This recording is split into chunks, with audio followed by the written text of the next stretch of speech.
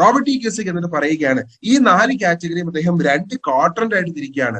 Left ക്വാഡ്രന്റിൽ എംപ്ലോയീസിനെയും self എംപ്ലോയീസിനെയും, റൈറ്റ് ക്വാഡ്രന്റിൽ ബിസിനസ്മാൻ ഇൻവെസ്റ്റർ കാറ്റഗറിയെ തിരിച്ചിട്ട് അദ്ദേഹം ഒരു സ്റ്റേറ്റ്മെന്റ് നമ്മുടെ മുമ്പിലേക്ക് പ്രസ്താവന ഇറക്കിയാണ്.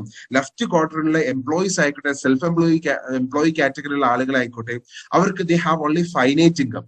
ഒരു ദിവസം 600 രൂപ അല്ലെങ്കിൽ 800 രൂപ അല്ലെങ്കിൽ ഒരു മാസം ഒരു 18,000 അല്ലെങ്കിൽ 20,000 25,000 അങ്ങനെ ഒരു ഫിക്സഡ് ആയിട്ടുള്ള ഫൈനൈറ്റ് ആയിട്ടുള്ള ഇൻകം ആയിരിക്കും.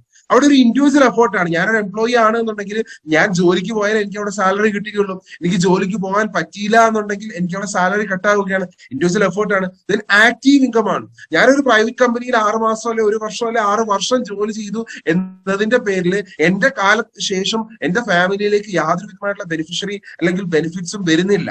അതേസമയം റൈറ്റ് ക്വാഡ്രന്റിലുള്ള ബിസിനസ്മാൻ ഇൻവെസ്റ്റർ കാറ്റഗറി എടുത്ത് നോക്കുകയാണെങ്കിൽ ദേ ഹാവ് ഇൻഫൈനൈറ്റ് ഇൻകം.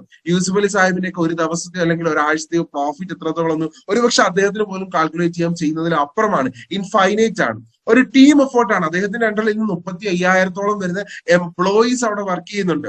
ഓരോ സെഗ്മെന്റിലായിട്ട് പല കാറ്റഗറി ഗ്രേഡിലുള്ള തൊഴിലാളികൾ വർക്ക് ചെയ്യുന്ന ഒരു ടീം വർക്കിലൂടെയാണ് അദ്ദേഹം പ്രോഫിറ്റ് ജനറേറ്റ് ചെയ്യുന്നത്. then അതൊരു പാസീവ് ഇൻകം ആണ്. നമുക്കറിയാം റിലയൻസ് ഗ്രൂപ്പ് ധീരുഭായ് അംബാനിയുടെ 2ാമത്തെയോ 3ാമത്തെയോ തലമുറയാണ് ഇപ്പോൾ അത് കൈകാര്യം ചെയ്യുന്നത്. കൃത്യമായിട്ട് നമ്മുടെ കാലശേഷവും അതിന്റെ പ്രോഫിറ്റ് നമ്മളുടെ തലമുറ അല്ലെങ്കിൽ നമ്മുടെ ഫാമിലിയിലേക്ക് വരുന്നുണ്ടായിരിക്കും. അതിനാണ് പാസീവ് ഇൻകം എന്ന് പറയുന്നത്. സോ അദ്ദേഹം പറയുകയാണ് ഈ ഇന്ന് ലോകത്ത് ഫൈനാൻഷ്യലി ഫ്രീഡം അഥവാ സാമ്പത്തിക സ്വാതന്ത്ര്യം അനുഭവിക്കുന്ന മുഴുവൻ വ്യക്തികളും ഈ ബിസിനസ്മാൻ ആൻഡ് ഇൻവെസ്റ്റർ കാറ്റഗറിയിൽ അഥവാ റൈറ്റ് ക്വാർട്ടറിൽ വരുന്ന ആളുകളാണ്.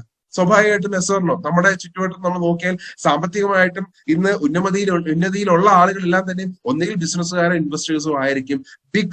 കാരണം ദേ ആർ ഓൺട്രപ്രണേഴ്സ്. അവരെല്ലാവരും തന്നെ സംരംഭകരാണ്, വ്യവസായികളാണ്, ബിസിനസ്സുകാരാണ്.